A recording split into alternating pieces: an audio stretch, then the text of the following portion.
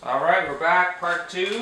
James Cameron, couple films we're talking about. We got our guest, Josh Jones.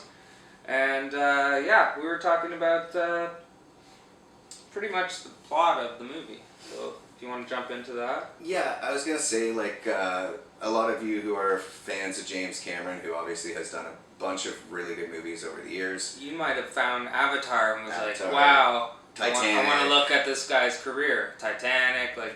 Aliens. We've all been touched by James Cameron in some way. In a good way. Not like a priest way. Terminator was kind of like his breakthrough movie, right? Like, it Yeah. really got his career going. It was a really limited budget. Apparently, it was only about $6.4 million, the budget, but then it grossed 78 something. Which is a lot of money in 1985. 84, yeah. 84. Yeah.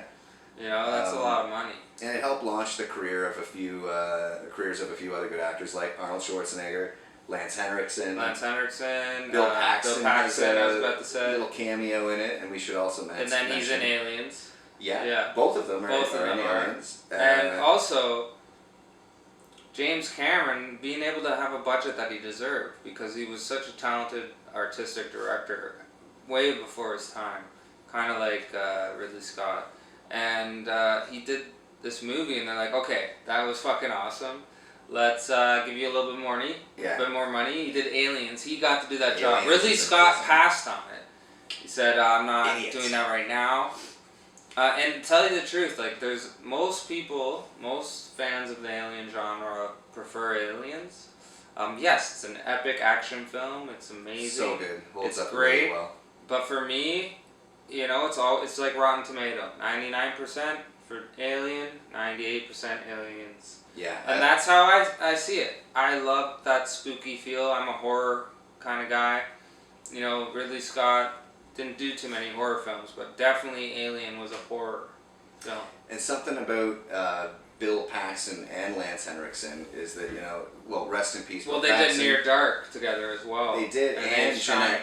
Jeanette Goldstein was in that too. Yeah, she was in that too, and she plays in Terminator. She plays the stepmom, and then in she plays Hicks not Hicks. Sorry, that's fucking Michael in Alien? Vasquez. Vasquez. Yeah, Vasquez. Yeah. So they're all and it's connected. a Jewish big, lady. Big circle. It's a Jewish lady playing a Spanish yeah. woman, a Latina. Cancelled. No, we don't care. But she did a great job, and I thought she was a great character. And if you collect horror movie memorabilia, you know all the women pieces, they never got bought back in the day, so they're the most rare, the most under-reproduced. Yeah. So collect those chicks. The NECA Vasquez figures. That's right. That's right. With Bill Paxton and Lance Henriksen have an rest in peace, Bill right? Paxton. Can you believe Lance Henriksen, after how many cigarettes he smoked in his life, he's still alive? Like, God bless him. But it's like he's still smoking. Like, well, and what's funny is that, like, Bill Paxton goes in for a fucking heart surgery and dies. It's like, don't go to the hospital, guys. Just, I know old people, they never left their room. They're 89 years old. Their whole life, they just smoke in a corner. They never went to the hospital. Still alive. Don't go to the hospital. Well, two points I wanted to make about Bill Paxton and Lance Henriksen is I'm just fucking around. A lot of people say, like, oh, well, Bill Paxton was the only actor to ever be killed by a Terminator, an Alien, and a Predator, which is true, because he's in all of those Henriksen movies. had 4. Henriksen also was killed by a Terminator, an Alien, and a Predator. And the fans out there will know exactly what we're talking about and which sequels Alien and movies versus we Predator. mean. And secondly, that I also had read recently that James Cameron wrote the role of the Terminator for Lance Henriksen. That hurts. And even the concept drawings were with Lance Henriksen because he wanted the Terminator to appear as just kind of like a regular guy, an average-sized guy, nothing too intimidating, just looked like a normal person. Like Michael Biehn. And that Cameron was really reluctant to cast Arnold Schwarzenegger in that role. No, what I heard was the fucking company, the producers, and everyone paying for the film. They're like, listen, we have this big star. He's a fucking man with little words. Yeah, but he's a bodybuilder. He He's got brings that a presence. presence. And you know what? And if he's a machine underneath, you know what? I just can picture the talk, because James and Lance were good friends. Even before the movie. Well, and then Lance did. I'm sure he was just like, hey, Lance got his chance to play a cyborg in Aliens, at least. That's right. Which James Cameron also did, right? So. And he's a beloved character. Right. Eventually, he got that. You know, opportunity. Bishop, beloved character. We'll get into that next. But something I was going to ask you though too is that a lot of people debate. Most fans of the series agree that Terminator 1 and 2 are the best out of them. Yeah. Do you like Part 1 better or Terminator 2 Judgment Day? Do you have a preference or? Well, that's when it gets weird. Because tough decision. I definitely love number 2 better. And I think that is because when I was a young lad, I was the same age as that kid. Edward Furlong. Edward Furlong. Yeah. I was his age. I was watching The Simpsons. I loved Bart Simpson. I was I grew up in a nice, very peaceful existence, but I was the renegade, definitely, in my neighborhood. And the Dennis the Menace and that kind of thing. So I really fucking resonated with me.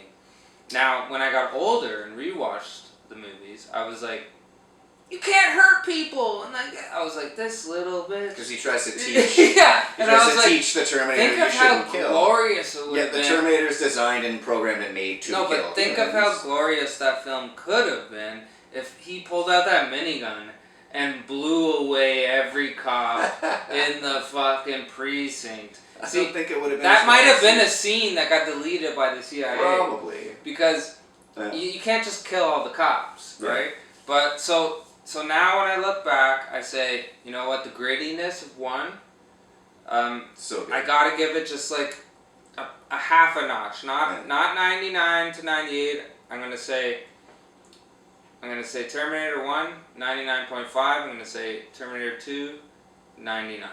Something I was going to say too, and we are probably running out of time on our second video, but it was something we wanted to mention. We got some time. Was some of the themes, right? Because the movie is much more relevant now than it probably was in 1984, and this idea of artificial intelligence is a big concept, super blown you away. Yeah. Because basically in the movie the idea is that artificial intelligence takes over the planet, it becomes self-aware, starts making its own decisions, and it decides to kill humanity. Starts a nuclear war between Russia and I think states. it made a couple cyborgs, like the Wachowski sisters. Yeah. They're now cyborgs because of this film. And so, it's interesting to think about, the direction we're headed with that kind of technology nowadays, because we're getting close to that point where that might be more of a reality, and that's a theme that lots of good sci-fi movies have talked about over the years, like 2000 and most of them, well, that's the thing with James Cameron. Machines becoming more human than we want them to be, becoming self-aware, making their own choices. They're not programmed anymore just to do what humans have designed them to do. So, very interesting concept and something that is closer to home now than it probably was for people. For sure, at that time, like that's an unknown concept, and actually probably taboo.